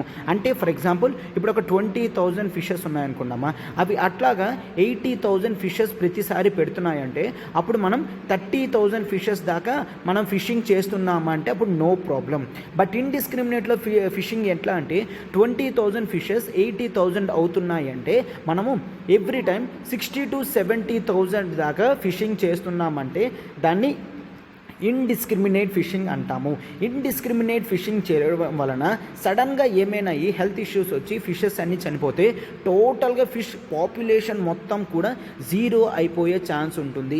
ఇప్పుడు ఇండిస్క్రిమినేట్ ఫిషింగ్ వలన ఈ బార్బ్స్, ఈ ఫిషెస్ ఇవన్నీ కూడా ఇబ్బంది పడుతున్నాయి అని చూస్తున్నాము. ఆ తర్వాత హ్యాబిటాట్ కండిషన్స్ అనేవి చేంజ్ అవుతున్నాయి. లైక్ వాటర్ టెంపరేచర్ పెరగడం కానీ, పొల్యూషన్ లెవెల్స్ పెరగడం కానీ, వీటన్నిటితోని కూడా ఏం చూస్తున్నామంటే ఇవన్నీ కూడా బ్రింక్ ఆఫ్ ఎక్స్టింక్షన్లోకి వస్తున్నాయి అని చూస్తున్నాము.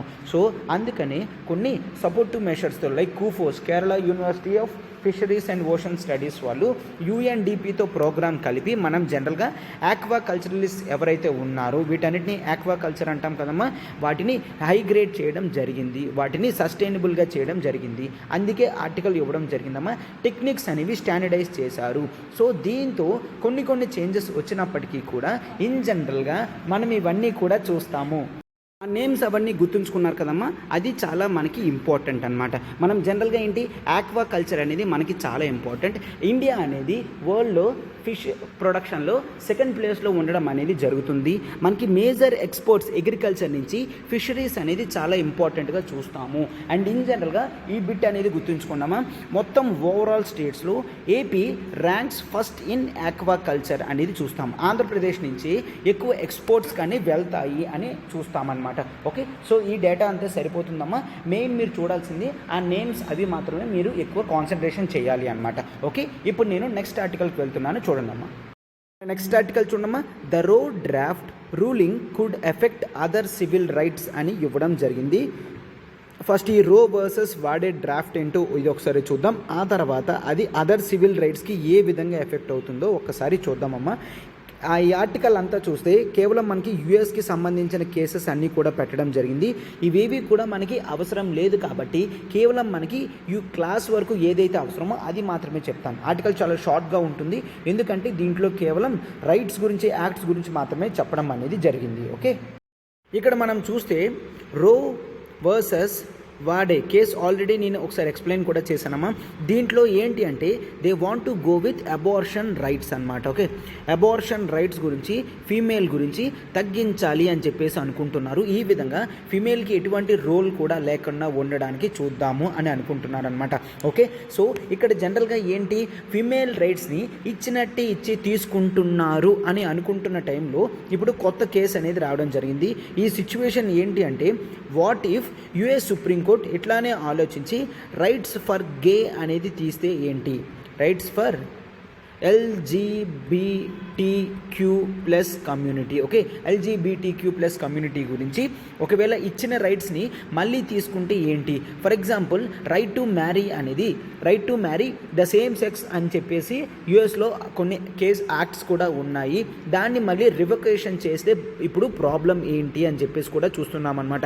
ఓకే, సో ఈ రో వర్సెస్ వాదే కేసు ఎట్లా అయితే బ్యాక్ చేద్దాము అనుకుంటున్నారో, అబార్షన్ని రిస్ట్రిక్షన్ చేద్దాం అనుకుంటున్నారో, ఉమెన్ రైట్స్ని ఫుల్ ఫ్లెడ్జ్డ్గా తీసేయాలి అని అనుకుంటున్నారో అట్లానే ఇప్పుడు ఈ వీటిల్లో కూడా ఎల్జీబీటీకి కమ్యూనిటీకి కూడా ఇచ్చిన రైట్స్ని బ్యాక్ చేస్తే ప్రాబ్లం వస్తుంది కదా అని కూడా జనరల్గా చూస్తామన్నమాట.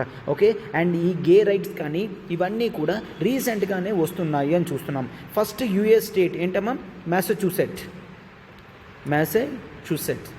మ్యాసచ్యూసెట్స్ జనరల్గా 18 years ago అంటే 2004లో ఫస్ట్ టైం ఎల్జీబీటీక్యూ రైట్స్ అనేది ఇవ్వడం జరిగింది. ఆ తర్వాత Netherland is the first country. ఏంటి? జస్ట్ 21 years ago అంటే నథింగ్ బట్ 2000లో ఇవ్వడం అనేది జరిగింది. ఆ తర్వాత మ్యాసచ్యూసెట్ యుఎస్లో ఫస్ట్ స్టేట్ అనమాట. అండ్ దీని తర్వాత మనము రైట్స్ ఇప్పుడిప్పుడే వస్తున్నాయి అని చూస్తున్నాము. సో ఇక్కడ జనరల్గా దేని గురించి మాట్లాడుతున్నారు? అబౌట్ లిబర్టీ అని మనం చూస్తాము. అబౌట్ లిబర్టీ అంటే ఏంటమ్మా? Freedoms with restrictions is called Liberty అని చెప్తాము. అంటే ఫ్రీడమ్ అంటే అన్లిమిటెడ్ ఫ్రీడమ్ కాదు, విత్ రిస్ట్రిక్షన్తో ఉంటే అప్పుడు దాన్ని మనం లిబర్టీ అని అంటాము అని చూస్తాం. రైట్, సో లిబర్టీ అని అంటాము. సో దీంతో ఆర్టికల్ అంతా కూడా క్లియర్గా దేని గురించి చెప్తున్నారమ్మా? ఎల్జీబీటీక్యూ అనేది ఈ కమ్యూనిటీ ఇప్పుడిప్పుడే గ్రో అవుతుంది. వేరియస్ రైట్స్ కానీ ప్రావిజన్స్ కానీ అన్నీ కూడా ఇవ్వడం జరుగుతుంది. ఇటువంటి టైంలో వీళ్ళకి ఏదైనా మనం క్లోజ్ అనేది చేస్తే హోల్ కమ్యూనిటీ కూడా లాస్ అయ్యే ఛాన్స్ ఉంటుంది. ఏ విధంగా అయితే ఉమెన్ ఎంపవర్మెంట్ గురించి ఇయర్స్ ఆన్ ఇయర్స్ కష్టపడితే వచ్చిందో, ఇప్పుడు ఎల్జీబీటీక్యూ కూడా ఇయర్స్ ఆన్ ఇయర్స్ కష్టపడితే వాళ్ళకి ఇప్పుడిప్పుడు రైట్స్ అనేవి వస్తున్నాయి అని చూస్తున్నాం. ఇప్పుడిప్పుడు వాళ్ళని హ్యూమన్ బీయింగ్స్లా కన్సిడరేషన్ చేస్తున్నాము అని చూస్తున్నాం. ఈ టైంలో ఇట్లా తీసుకొస్తే ఖచ్చితంగా ఈ కమ్యూనిటీ అనేది మళ్ళీ బ్యాక్వర్డ్ అయ్యే ఛాన్స్ ఉంటుంది అని చూస్తామన్నమాట. సో ఇది అమ్మ ఆర్టికల్లో చాలా వరకు యూఎస్కి సంబంధించిన కేసెస్ అనేవి అన్నీ కూడా ఇవ్వడం జరిగింది.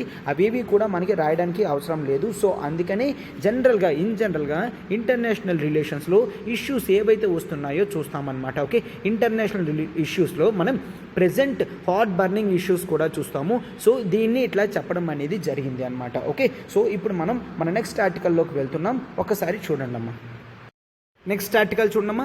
Will replacing PhD professors with practitioners work అవుతుందా లేదా అనేది. ఇంతవరకు కూడా మనకి జనరల్గా యూనివర్సిటీస్లో టీచ్ చేయాలి అంటే జనరల్గా దే షుడ్ హోల్డ్ పిహెచ్డి అని చూస్తాం. ఓకే, అంటే డాక్టరేట్ అనేది హోల్డ్ చేయాలి అని చూస్తాం అనమాట. ఎక్కడ? సెంట్రల్ యూనివర్సిటీస్లో టీచ్ చేయడానికి. ఇండియాలో ఉన్న సెంట్రల్ యూనివర్సిటీస్లో టీచ్ చేయాలంటే ఖచ్చితంగా పిహెచ్డి హోల్డర్ అయి ఉండాలి. ఇప్పుడు రీసెంట్గా యూనివర్సిటీ గ్రాంట్స్ కమిషన్ అనేది కొంత ఎగ్జామ్షన్ అనేది ఇచ్చింది. మ్యాండేటరీ పిహెచ్డి క్వాలిఫికేషన్ ఏదైతే ఉందో దాన్ని క్లియర్ చేయడం జరిగింది అనమాట. ఎందుకంటే మినిస్ట్రీ ఆఫ్ ఎడ్యుకేషన్ డేటా ప్రకారం మనకి ఇండియాలో 10,000 పోస్ట్ అనేవి ఉండడం జరిగింది. 10,000 వేకెన్సీ పోస్ట్ అనేవి ఉన్నాయి అన్నమాట సెంట్రల్ యూనివర్సిటీస్లో. సో వాటిని ఇమీడియట్ బేసిస్గా ఫిల్ చేయాలని అని చెప్పేసి ఏం చెప్తున్నారు? ఎవరైతే ప్రొఫెషనల్ ప్రాక్టీషనర్స్ ఉన్నారో, ఇండస్ట్రీ ఎక్స్పర్ట్స్ ఉన్నారో వాళ్ళందరినీ కూడా తీసుకొచ్చి ఈ షార్టేజ్ ఏదైతే ఉందో దాన్ని క్లోజ్ చేయాలి అని చూస్తున్నారనమాట. ఓకే, ఒక స్పెషల్ పొజిషన్ అనేది క్రియేట్ చేద్దాం. ఏంటంటే professor and associate professor of practice అని క్రియేట్ చేసి దాంతో టీచ్ చేద్దాము అని చూస్తున్నారనమాట. ఎందుకంటే ఈ యూనివర్సిటీ గ్రాంట్స్ కమిషన్ చైర్మన్ ఏం చెప్తున్నారంటే నేషనల్ ఎడ్యుకేషన్ పాలసీ ప్రకారం బెటర్ కొలాబరేషన్ విత్ ఇండస్ట్రీస్ అన్నారు. కాబట్టి డొమైన్ ఎక్స్పర్ట్స్ వాళ్ళని తీసుకొచ్చి టీచ్ చేద్దాము. అండ్ ఎవరైతే ఇంకా జనరల్ ప్రాక్టీషనర్స్ ఉన్నారో వాళ్ళను కూడా తీసుకొస్తే వాళ్ళకి ఇండస్ట్రియల్ నాలెడ్జ్ ఉంటుంది కాబట్టి స్టూడెంట్స్కి బెటర్ నాలెడ్జ్ అనేది ప్రొవైడ్ చేస్తారు అని యూజీసీ కమిషనర్ చెప్పడం జరిగింది అనమాట. బట్ ఇక్కడ చూస్తే మనం పిహెచ్డీస్ అండ్ ప్రొఫెసర్స్ని ఒకేలాగా ఎట్లా ట్రీట్ చేస్తారు అని ఇతను అడగడం జరిగిందనమాట. ఎందుకంటే పిహెచ్డీ చేసిన వ్యక్తి లేదంటే జనరల్గా ఆ డిఫరెన్సెస్ ఏంటో చెప్పడం జరిగింది. ఒక్కసారి చూడండి అమ్మా. పిహెచ్డీ చేసిన వ్యక్తికి జనరల్గా అతను ఎక్కువసేపు డాక్టరేట్లో ఎక్కువ రీసెర్చ్ చేస్తారు కాబట్టి he's well versed in cutting edge knowledge అని చూస్తాము. కటింగ్ ఎడ్జ్ నాలెడ్జ్ అతను థీసిస్ చేసినప్పుడు చాలా బుక్స్ అనేది రిఫర్ చేయడం జరుగుతుంది కాబట్టి ఆ నాలెడ్జ్ అంతా కూడా స్టూడెంట్స్కి ప్రొవైడ్ చేయడం జరుగుతుంది అని చూస్తాం. అండ్ పిహెచ్డీ చేసిన వ్యక్తికి సౌండ్ కాన్సెప్చువల్ బేస్ అనేది ఉంటుంది. ఎందుకంటే థీసిస్ చేసినప్పుడు గ్రౌండ్ లెవెల్ నుంచి ప్రతిదీ కూడా ప్రూవ్ చేయాలి, తీసుకొని రావాలి కాబట్టి కాబట్టి కాన్సెప్చువల్ బేస్ నాలెడ్జ్ అనేది ఉంటుంది అని చూస్తాము. అండ్ అతను హీ వెల్ ఎక్విప్డ్ విత్, అతను థీసిస్ చేసినప్పుడు ఏదైతే ఇబ్బంది పడ్డారో చాలా వరకు అవన్నీ కూడా క్లియర్ చేయడానికి స్టూడెంట్స్ని ట్రైన్ చేస్తారు అండ్ ఇంకా స్టూడెంట్స్ని ఎక్విప్ చేస్తారు అని కూడా మనం చూస్తాము అన్నమాట. Okay, so real life challenges ఏముంటాయో అవన్నీ కూడా క్లోజ్ చేయడానికి ఇతను హెల్ప్ చేస్తారని చూస్తామన్నమాట. అయితే ఇక్కడ ఎగ్జిస్టింగ్ నాలెడ్జ్ని స్టూడెంట్స్కి ఇంపార్ట్ చేస్తారు అండ్ న్యూ నాలెడ్జ్ బేస్ కూడా ఇతను తయారు చేస్తారు అని జనరల్గా మనం చూస్తున్నాం. అందుకని ఇక్కడ జనరల్గా ఇప్పుడు ఏదైతే వేకెన్సీ అనేది క్రియేట్ అయిందో ఆ వేకెన్సీని క్లోజ్ చేయడానికి ఈ విధమైన మార్పులు అనేవి చేస్తున్నాము అని చూస్తున్నాం అనమాట. అండ్ ఇవి ఏవైతే ఉన్నాయో ఇవన్నీ క్లియర్ చేయాల్సిన బాధ్యత మనకి ఉంటుంది అని కూడా చెప్పడం జరుగుతుంది. ఏ గుడ్ పిహెచ్డి టీచర్ జనరల్గా రెలవెంట్ థియరీస్ మీద ఫోకస్ చేస్తారు, అవి స్టూడెంట్స్ని ఎక్విప్ చేస్తారనమాట. ఏంటి, కరెంట్ ఛాలెంజెస్ ఫేస్ చేయడానికి అండ్ ఫ్యూచర్ ఛాలెంజెస్ని ఫేస్ చేయడానికి కూడా జనరల్గా ఈ నాలెడ్జ్ అంతా కూడా యూజ్ అవుతుంది మనం చూస్తున్నాము. ప్రాక్టీషనర్స్ ఎవరైతే ఉన్నారో వాళ్ళు ఎస్ నాలెడ్జ్ అని తీసుకొస్తారు, డీప్ ఎక్స్పర్టైజ్ని కూడా తీసుకొస్తారు, బట్ ఇవన్నీ కూడా స్పెసిఫిక్ కాంటెక్స్ట్ అండ్ అప్లికేషన్స్లో మాత్రమే సెట్ అవుతాయి తప్ప ఇప్పుడు ఏదైతే బిజినెస్ ఎన్విరాన్మెంట్ ఫాస్ట్గా గ్రో అవుతుందో అలాంటి వాటిల్లో వీళ్ళు సెట్ అవ్వలేరు. డొమైన్ ఎక్స్పర్ట్స్ కేవలం ఆ సబ్జెక్ట్ ఫీల్డ్ వరకు మాత్రమే చూస్తారు, బట్ పిహెచ్డి చేసిన వాళ్ళు లాంగ్ టర్మ్ నాలెడ్జ్ ఉండడానికి బేస్ నాలెడ్జ్తో కూడా మొత్తం ప్రొవైడ్ చేస్తారని చూస్తామన్నమాట. సిన్స్ ఇక్కడ జనరల్గా నాన్ పిహెచ్డి స్టూడెంట్స్ వాళ్ళు ఒరిజినల్ రీసెర్చ్ చేయరు కాబట్టి దే ప్రొడ్యూస్, ఎవరైతే మిగిలిన వాళ్ళు టీచింగ్ చేస్తున్నారో వాళ్ళ నాలెడ్జ్ స్టైల్ అంతా తెచ్చుకొని జనరల్గా వాళ్ళు డంప్ చేస్తారు తప్ప they don't create any new innovative techniques అని కూడా చూస్తాము. They don't create non PhD students అనమాట. ఓకే, సో స్టూడెంట్స్కి ఫుల్ ఫ్లెజ్డ్ నాలెడ్జ్ అనేది తెచ్చుకోవడంలో దే ఫెయిల్ అనమాట. అందుకని పిహెచ్డి స్టూడెంట్స్ ఉండడమే, పిహెచ్డి చేసిన వాళ్ళు మ్యాండేటరీగా ఉండడమే మంచిది అని మనం జనరల్గా చూస్తాము. ఓకేనా, సో ఒక జనరల్గా అకాడమిషియన్ లాగా ఆలోచించకన్నా ఒక స్టూడెంట్ లాగా ఆలోచిస్తే స్టూడెంట్కి ఏదైతే ఇప్పుడు చెబితే తన ప్రజెంట్ అండ్ ఫ్యూచర్లో కూడా ఆ నాలెడ్జ్ అంతా ఉపయోగపడుతుందో అటువంటివి టీచ్ చేస్తేనే కరెక్ట్గా ఉంటుంది అని చెప్తున్నారు. సో అందుకే బెస్ట్ ఆప్షన్ ఏం చెప్తున్నారమ్మా, ఏ వర్కబుల్ అండ్ సస్టైనబుల్ సొల్యూషన్ ఏంటి అంటే ఫస్ట్ ఆఫ్ ఆల్ జనరల్గా mix of practitioners and traditional academicians అనేవి మిక్స్ చేయాలి. ఓకేనా, సో అప్పుడు జనరల్గా వీళ్ళకేంటి, ఎవరైతే కొత్తగా ప్రాక్టీషనర్స్ వస్తున్నారో వాళ్ళకి జనరల్గా అర్థమవుతుంది ఎస్ ఎట్లా టీచ్ చేయాలి అని. ఆ తర్వాత పిహెచ్డి చేసిన వాళ్ళకి గైడెన్స్ కింద వాళ్ళు ఉంటే వాళ్ళకి నాలెడ్జ్ అనేది ఇంపార్ట్ అవుతుంది. Okay, so first of all మనం ఎక్కువ పిహెచ్డీస్ని హైర్ చేసుకోవాలి. వాళ్ళందరి చేత కూడా ఇట్లా ఫ్యాకల్టీస్కి ట్రైనింగ్ అనేది ఇప్పిస్తే అప్పుడు వాళ్ళకి కొంత నాలెడ్జ్ బేస్ అనేది పెరుగుతుంది, స్టూడెంట్స్ రిక్వైర్మెంట్స్ అనేవి తెలుస్తాయి. అట్లా లాంగ్ టర్మ్లోనే వీళ్ళని ఇంక్లూడ్ చేయాలి తప్ప ఇమీడియట్ బేసిస్ మీద షార్టేజ్ ఉందని అర్జెంటుగా వీళ్ళని ఎవరిని పడితే వాళ్ళని ఇన్వాల్వ్ చేస్తే అది చాలా లూజ్ అవుతుంది అని చూస్తున్నాం అనమాట. బట్ ఇక్కడ కూడా మనం పిహెచ్డీస్ని ఎక్కువ స్ట్రిక్ట్ క్వాలిటీ ఫ్యాకల్టీస్ని మాత్రమే రిక్రూట్ చేసుకొని వాళ్ళ చేత ట్రైనింగ్ ఇస్తేనే లాంగ్ టర్మ్లో బెనిఫిట్ వస్తుంది అని కూడా చూస్తామన్నమాట. ఓకే, సో ఇన్ జనరల్గా మనం ఏంటమ్మా, క్వాలిటీ అనేది సఫర్ అవ్వకూడదు ఏదైనప్పటికీ కూడా. ఎందుకంటే సెంట్రల్ యూనివర్సిటీస్ మీద నమ్మకంతో నాలెడ్జ్ బేస్ అనేది పెరుగుతుందన్న నమ్మకంతోనే స్టూడెంట్స్ వస్తారు. సో ఏదైనా తొందరపడి ఏదైనా చేస్తే స్టూడెంట్స్ యొక్క కెరీర్ మొత్తం కూడా డ్యామేజ్ అవుతుంది అని మనం చూస్తామన్నమాట. ఓకే, ఇది అమ్మ ఆర్టికల్లో అందుకే ఇట్లా క్లియర్గా చెప్పడం జరిగింది. పిహెచ్డి ప్రొఫెసర్స్తో ఇప్పుడు ప్రాక్టీషనర్ వర్క్స్ ఏవైతే ఉన్నాయో అవి మేనేజ్ చేయడం వలన మనకి బెనిఫిట్స్ అనేవి ఉండవు అని చూస్తాము. ఓకే, సో ఇప్పుడు మనం మన నెక్స్ట్ ఆర్టికల్కి వెళ్తున్నాం, చూడండమ్మా. నెక్స్ట్ ఆర్టికల్ చూడమ్మా, Jaishankar to attend BRICS meeting అనేది చూస్తున్నాం. నెక్స్ట్ మంత్ జనరల్గా చైనా అనేది బ్రిక్స్ మీటింగ్ హోల్డ్ చేస్తుంది. సో అక్కడ ఇండియా నుంచి మన ministry of external affairs minister Jaishankar అతను వెళ్ళబోతున్నారనమాట. సో అయితే ఇప్పుడు ఎందుకు ఇంత ఇంపార్టెన్స్ అదంతా కూడా మనం ఒకసారి చూడండి అమ్మా. జనరల్గా బ్రిక్స్ అనే ఆర్గనైజేషన్ మనకు ఉంటుంది. ఈ బ్రిక్స్లో బి అంటే Brazil, Russia, India, China and south Africa అని చూస్తాము. ఓకే, ఈ 5 కంట్రీస్ కూడా బ్రిక్స్ నేషన్స్ కింద ఉండడం అనేది జరిగింది. Brazil, Russia, India, China and south Africa అని చూస్తాం. కేవలం ఫస్ట్ బ్రిక్ మాత్రమే ఉండేది, బ్రెజిల్, రష్యా, ఇండియా, చైనా. ఆ తర్వాత సౌత్ ఆఫ్రికా అనేది యాడ్ అయిన తర్వాత బ్రిక్స్ కింద అయ్యిందనమాట. దీని సిగ్నిఫికెన్స్ ఏంటి అంటే ఒకసారి చూడమ్మా, మనకి ఇది 40% ఆఫ్ వరల్డ్ పాపులేషన్ అంతా కూడా బ్రిక్స్ కంట్రీస్లోనే ఉండడం జరిగింది. 40% ఆఫ్ వరల్డ్ పాపులేషన్ అంతా. And next 30% of global GDP మొత్తం కూడా బ్రిక్స్ కంట్రోల్లోనే ఉంది అని చెప్తాం. ఎందుకంటే పెద్ద ఎకానమీస్ లైక్ చైనా కానీ, ఇండియా కానీ ఇవన్నీ కూడా ఇక్కడే ఉండడం అనేది జరిగింది, right. So first bricks summit అనేది మనకి 2009లో స్టార్ట్ అవడం జరిగింది. జనరల్గా దీని ఆబ్జెక్టివ్స్ ఏంటి అంటే బ్రిక్స్ కంట్రీస్ ఏవైతే ఉన్నాయో అవన్నీ కూడా కోఆపరేషన్ చేసుకోవాలి, రైట్.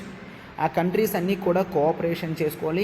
ఇండివిజువల్ కంట్రీస్ అన్నీ కూడా సస్టైనబుల్ మెషర్స్ అనేవి తీసుకోవాలి. సస్టైనబుల్ అండ్ ఈక్విటబుల్ అండ్ ఆ తర్వాత mutually beneficial development. Mutual beneficial development అనేది మనం చూస్తాము. ఓకే, సో కంట్రీస్ అన్నీ కూడా ఒకదానికొకటి హెల్ప్ చేసుకోవాలి అని చూస్తాము.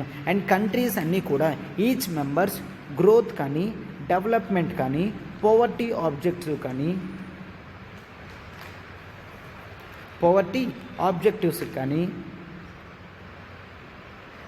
ఆబ్జెక్టివ్స్కి వీటన్నిటికీ కూడా ఎన్ష్యూర్ చేయడానికి బ్రిక్స్ అనే ఆర్గనైజేషన్ మనం తీసుకొని రావడం జరిగింది.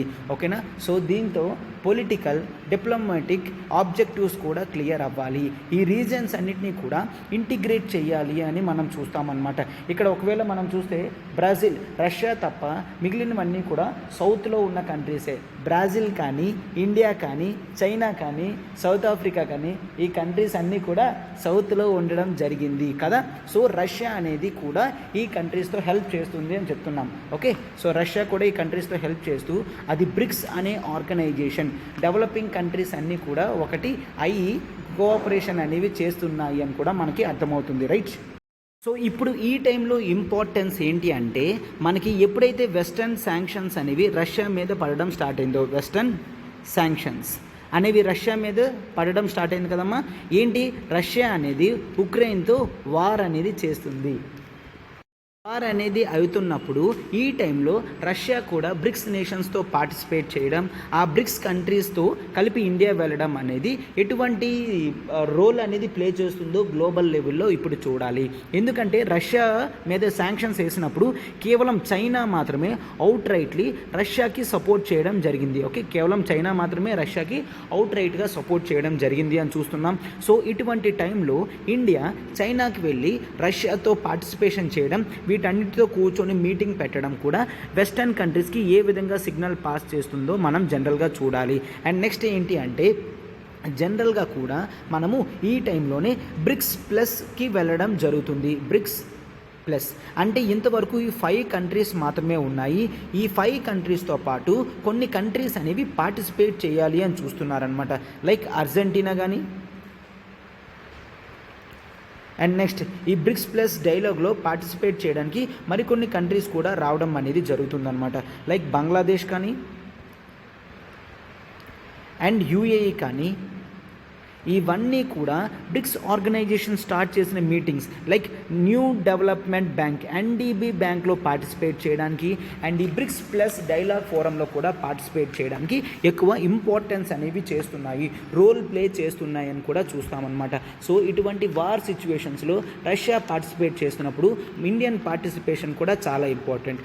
ఇది మనం రష్యాతో మాట్లాడడానికి హెల్ప్ అవుతుంది. ఓకే, సో వార్ సిచ్యువేషన్స్ అనేవి తగ్గించి మనకు జనరల్గా బ్యూటిఫుల్ ఆపర్చునిటీస్ అనేవి ఏంటి, పీస్ఫుల్గా కూర్చొని మాట్లాడేటట్టు జనరల్గా ఆప్షన్స్ అనేవి కూడా మనం రష్యా ముందు పెడితే రష్యా ఇటువంటి మల్టీలేటరల్ ఆర్గనైజేషన్స్లో తన ఇంపార్టెన్స్ అనేది చూపిస్తుంది అని కూడా చూస్తామన్నమాట. సో ఓకేనమ్మా, ఇది ఆర్టికల్ డీటెయిల్గా మనం చెప్పడం అనేది జరిగింది. ఇది సరిపోతుంది అనమాట. బ్రిక్స్ మీటింగ్కి అటెండ్ అవ్వడం అనేది జరుగుతుంది. ఒకసారి మీటింగ్ అయితే దాని అవుట్కమ్స్ అవన్నీ కూడా మనం క్లియర్గా మళ్ళీ డిస్కస్ చేద్దాం. మన నెక్స్ట్ ఆర్టికల్ చూడమ్మా, 138 crore to upgrade intelligence bureaus counter terrorism grid అనేది చూస్తాము. ఓకే, సో ఫస్ట్ ఒక్కసారి చూడండమ్మా. కార్గిల్ వార్ అనేది మనకి జరగడం జరిగింది పాకిస్తాన్తో. కార్గిల్ వార్ అయిన తర్వాత 2001లో జనరల్గా మనం ఏం చేసాము, ఇంటెలిజెన్స్ బ్యూరో వాళ్ళు counter terrorism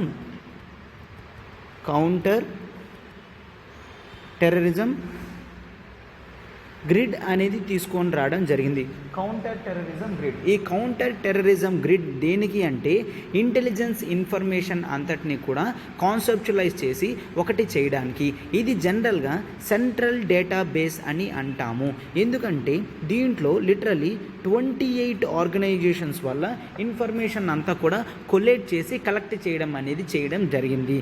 like research and analysis wing, రా అండ్ నెక్స్ట్ ఆర్మ్ ఫోర్సెస్ నుంచి వచ్చిన ఇన్ఫర్మేషన్ కానీ, ఆ తర్వాత state police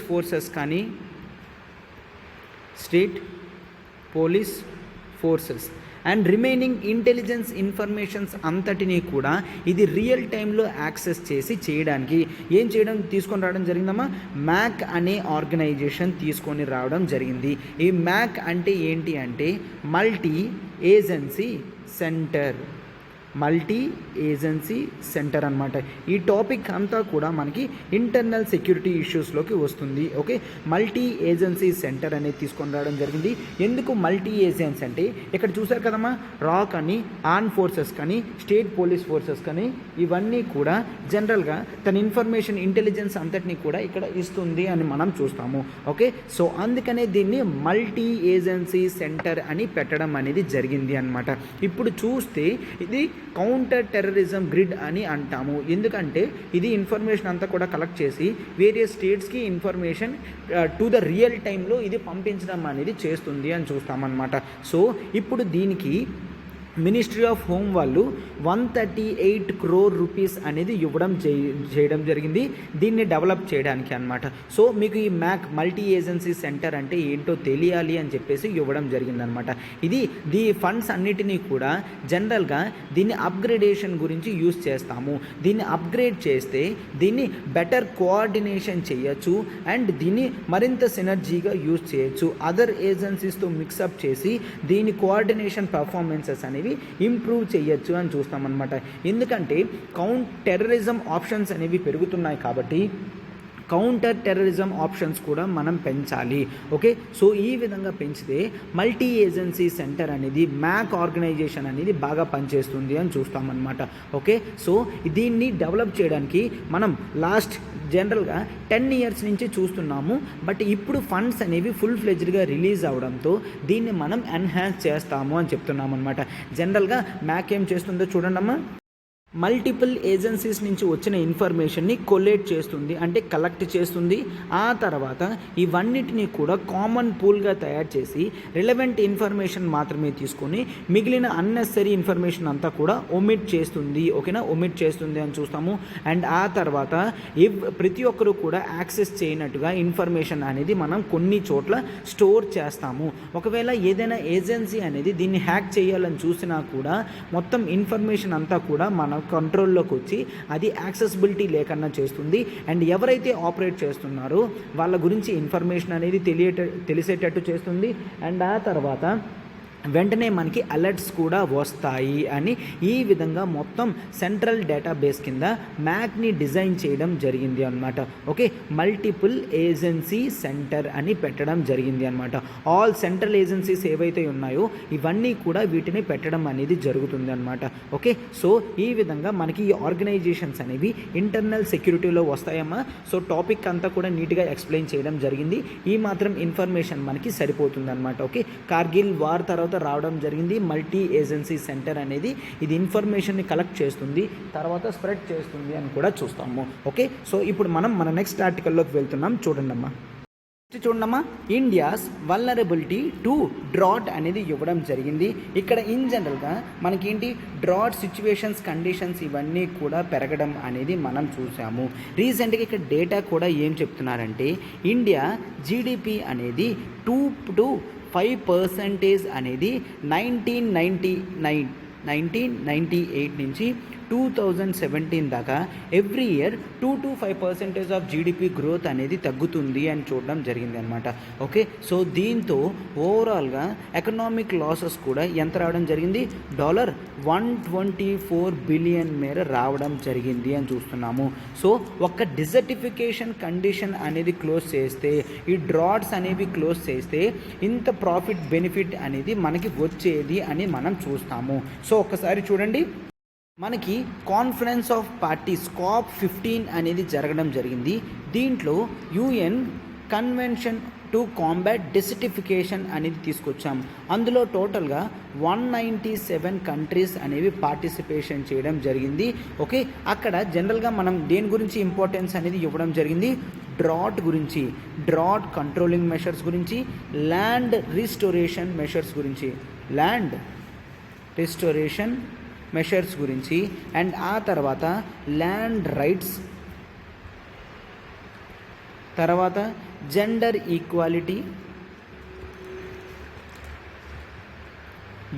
equality and youth empowerment కూడా చూస్తాము. యూత్ ఎంపవర్మెంట్ ఇవన్నీ కూడా COP15లో టాప్ కన్సిడరేషన్స్ కింద చూస్తాము అన్నమాట. ఓకే, ఈ డ్రాట్స్ ఇవన్నీ కూడా 29% మేరకు 2000 తర్వాత పెరుగుతున్నాయి. అంటే ఏంటి, ఎవ్రీ ఇయర్ 30% గ్రోత్ రేట్ అనేది ఉంటుందన్నమాట. ఒకవేళ ఇయర్ 10 డ్రాట్ సిచ్యువేషన్స్ వస్తే నెక్స్ట్ ఇయర్ కల్లా అది 13 అవుతుంది, ఆ నెక్స్ట్ ఇయర్ కల్లా అది 17 అవుతుంది. అట్లాగా 30% గ్రోత్ రేట్తో అది ఇయర్ ఆన్ ఇయర్ గ్రో అవుతుంది అని మనం చూస్తామన్నమాట. సో వీటికి ఇమీడియట్ బేసిస్గా మనం క్లోజ్ చేయకపోతే హ్యూమన్ లైఫ్ అనేది సర్వైవల్ ఎగ్జిస్టెన్స్లో ఇబ్బంది వస్తుంది అని చూస్తాము. ఎందుకంటే ఎకలాజికల్ ఈకోసిస్టమ్ అనేది ఎకలాజికల్ సిస్టమ్ అనేది జాగ్రత్తగా చూసుకోవాల్సిన బాధ్యత మనందరి మీద కూడా ఉంటుంది అని మనం చూస్తాము. ఓకే, సో జనరల్గా మనం COP15లో వీటిని కంట్రోల్ చెయ్యాలి అని ఫ్రమ్ స్కేర్సిటీ టు ప్రాస్పరిటీ అని తీసుకొని రావడం జరిగింది. స్కేర్సిటీ టు ప్రాస్పరిటీ అనేది తీసుకొని రావడం జరిగింది. దీంట్లో different stake holders like private people కానీ, సివిల్ సొసైటీ కానీ, వీళ్ళందరినీ కూడా ఇంక్లూడ్ చేస్తూ ప్రజెంట్ అండ్ ఫ్యూచర్ జనరేషన్స్ యొక్క ప్రాబ్లమ్స్ని అన్నిటినీ కూడా సాల్వ్ చేసేటట్టు మనము కాన్ఫరెన్స్ అనేది థీమ్ బేస్డ్ కాన్ఫరెన్స్ అనేది పెట్టడం జరిగింది అని మనం చూస్తాము. కొన్ని రిపోర్ట్స్ చూడమ్మా. వరల్డ్ బ్యాంక్ రిపోర్ట్ ఏం చెప్తుంది అంటే డ్రాట్స్ వల్ల లిటరల్లీ 216 మిలియన్ పీపుల్ అనేవాళ్ళు మైగ్రేట్ అవుతున్నారు. ఎంతవరకు 2050 కల్లా 216 మిలియన్ పీపుల్ అమ్మ. సో ఇది చాలా ఎక్కువ. ఇదంతా కూడా దేనికి, వాటర్ స్కేర్సిటీ, వాటర్ అనేది లేకపోవడం వలన వాళ్ళు మైగ్రేట్ అవుతున్నారు తప్ప మరొక విషయం కాదు. అండ్ ఆ తర్వాత క్రాప్ ప్రొడక్టివిటీ అనేది తగ్గుతుంది, క్రాప్ ప్రొడక్టివిటీ. అండ్ ఆ తర్వాత సీ లెవెల్ అనేది రైజ్ అవుతుంది, సీ లెవెల్. ఇవన్నీ కూడా గ్లోబల్ చేంజెస్ ఫినామినన్స్ అనేవి చూస్తాము. అండ్ ఆ తర్వాత ఓవర్ పాపులేషన్ అనే కండిషన్ కూడా చూస్తాము అని చెప్తున్నాను అనమాట. సో ఓవరాల్గా weather and climate, water hazards అనేవి 50% ఆఫ్ ఓవరాల్ డిజాస్టర్స్లో ఇవే ఉంటున్నాయి. ఓకే, అండ్ గ్లోబ్ మొత్తం కూడా 45% ఆఫ్ రిపోర్టెడ్ డెత్స్ అన్నీ కూడా ఈ డిజాస్టర్స్ వల్ల అవుతున్నాయి అని చెప్తున్నాం అనమాట. ఓకే, సో 2020 నుంచి 2022 వరకు లిటరల్లీ 23 కంట్రీస్ అనేవి డ్రాట్ కండిషన్స్ని ఫేస్ చేస్తున్నాయి. డ్రాట్ కండిషన్స్ని ఫేస్ చేస్తున్నాయి. అందులో సిరియా, పాకిస్తాన్, US, జాంబియా ఇవి కూడా ఉన్నాయి అని చూస్తామన్నమాట. ఓకే, సో ఇమీడియట్ బేసిస్ మీద క్లైమేట్ చేంజ్ని కంట్రోల్ చేయడానికి మనం ఈ మెషర్స్ అన్నీ కూడా తీసుకోవాలి. ఏంటి, డ్రాట్ కంట్రోలింగ్ మెషర్స్ అనేవి తీసుకోవాలన్నమాట. మొత్తం అన్ని కంట్రీస్లో కల్లా ఆఫ్రికా అనేది వర్స్ట్ హిట్గా చూస్తాము. ఎందుకు, ఆఫ్రికాలో లిటరలీ 134 డ్రాట్ సిచ్యువేషన్స్ అనేవి మనం చూస్తాము. 70 అనేవి ఈస్ట్ ఆఫ్రికాలోనే అయ్యాయి అని చూస్తామన్నమాట. వరల్డ్ హెల్త్ ఆర్గనైజేషన్ వాళ్ళు కూడా లిటరలీ 55 మిలియన్ పీపుల్ అనేవాళ్ళు డైరెక్ట్గా డ్రాట్తో ఎఫెక్ట్ పొందడం జరుగుతుంది అని చెప్తున్నాం. సో డ్రాట్ కండిషన్స్ అనేవి క్లోజ్ చేస్తే గ్లోబ్ మొత్తం కూడా ఎంతమంది పీపుల్కి హెల్ప్ అవుతుంది అని చూస్తున్నాం. ఈ ఇంపాక్ట్ ఆఫ్ డ్రాట్ అనేది ప్రతి చోట ఒకలాగా ఉండదు, చాలా వరకు చాలా ఇబ్బందికరంగా వేరే సిచ్యువేషన్స్ ఉంటాయి. కొన్ని చోట్ల ఉమెన్కి ఇబ్బంది, కొన్ని చోట్ల ఉమెన్ అండ్ గర్ల్స్కి ఇబ్బంది. డ్రాట్ సిచ్యువేషన్ వలన వాటర్ ఉండదు. సో వీళ్ళు వాటర్ అనేది చాలా డిస్టెన్స్ నుంచి తీసుకొని రావాలి అని చూస్తాము. అండ్ సో దీంతో women and girls education levels అనేవి తగ్గుతాయి, న్యూట్రిషన్ లెవెల్స్ అనేవి తగ్గుతున్నాయి, వాళ్ళ హెల్త్ అండ్ శానిటేషన్ ఇంపార్టెన్స్ కూడా తగ్గుతుంది అని మనం చూస్తాము. Okay, so burden of water collection అనేది గర్ల్స్ మీద పడుతుంది అని చూస్తాము అన్నమాట. ఓకే, సో ఈ విధంగా లిటరలీ గ్లోబ్ మొత్తం కూడా 2.3 బిలియన్ పీపుల్ టోటల్గా ఎఫెక్ట్ అవుతున్నారని చూస్తున్నాము. 2.3 బిలియన్ పీపుల్ చూస్తున్నాం అనమాట. ఓకే, సో ఈ విధంగా ఆర్టికల్ అంతా కూడా మనం కవర్ చేయడం జరిగిందమ్మా. సో డ్రాట్ కండిషన్స్ని క్లోజ్ చేయడం అనేది ఇమీడియట్ బేసిస్గా మనకి చాలా ఇంపార్టెన్స్ అనమాట. అండ్ 2017లో కూడా మనము FAO రిపోర్ట్ ఇచ్చింది, ఫుడ్ అండ్ అగ్రికల్చర్ ఆర్గనైజేషన్ వాళ్ళు. వీళ్ళేంటి అంటే డ్రాట్ కండిషన్స్ అనేవి లాస్ట్ 40 ఇయర్స్లో చాలా ఎక్కువ ఎఫెక్ట్ అనేది చూపించింది అనేది మనం చూస్తాము. లిటరలీ 12 మిలియన్ హెక్టేర్స్ అనేది ఎవ్రీ ఇయర్ డ్రాట్ అండ్ డెసర్టిఫికేషన్ వల్ల పోతుంది. 12 మిలియన్ హెక్టేర్స్ అనేది డ్రాట్ అండ్ డెసర్టిఫికేషన్ వల్ల పోతుంది అని మనం చూస్తున్నాం అన్నమాట. ఓకే, సో ఇదే అమ్మ ఆర్టికల్ అంతా కూడా పూర్తిగా డీటెయిల్డ్గా కవర్ చేయడం జరిగింది. ప్రతి ఆర్టికల్ కూడా మనం చాలా హార్డ్ వర్క్ చేసి చెప్తామమ్మా, మీరు దాన్ని ఎప్రిషియేట్ చేస్తారని మేము అనుకుంటున్నాం అనమాట. సో అడిగిన క్వశ్చన్స్కి వెంటనే కామెంట్ బాక్స్లో ఆన్సర్స్ అనేవి పెట్టండి అమ్మా, దీంతో మీ పార్టిసిపేషన్ రేట్ అనేది పెరుగుతుంది అనమాట. ఓకే, సో ఎస్, సో మీరు లైక్ బటన్ని హిట్ చేయండి, ఫెలో ఆస్పిరెంట్స్కి కూడా షేర్ చేయండి అమ్మా. And do comment also. Classes ఎట్లా ఉన్నాయో కామెంట్ చేస్తే మాకు మరింత రిజర్వేషన్ అనేది ఇస్తుంది అన్నమాట అది. అండ్ నెక్స్ట్ మన ప్రోగ్రామ్ చూడమ్మా, LTX క్లాసెస్ నుంచి డిగ్రీ ప్లస్ IAS అనేది విశాఖపట్నంలో మనం స్టార్ట్ చేయడం జరుగుతుందమ్మా. ఇక్కడ మనకి under the guidance of Suresh sir మనం డిగ్రీ ప్లస్ IAS క్లాసెస్ అనేవి స్టార్ట్ చేస్తున్నాం. Dedicated degree first year, second year, third year అనేది మనం పెట్టడం జరుగుతుంది. ఫీజు కేవలం 50,000 రూపీస్తో మనం లాంచ్ చేయడం జరుగుతుందమ్మా. అది కూడా ఈజీ EMI 5,000 పర్ మంత్ కడుతూ మీరు దీన్ని క్లియర్ చేయొచ్చు అనమాట.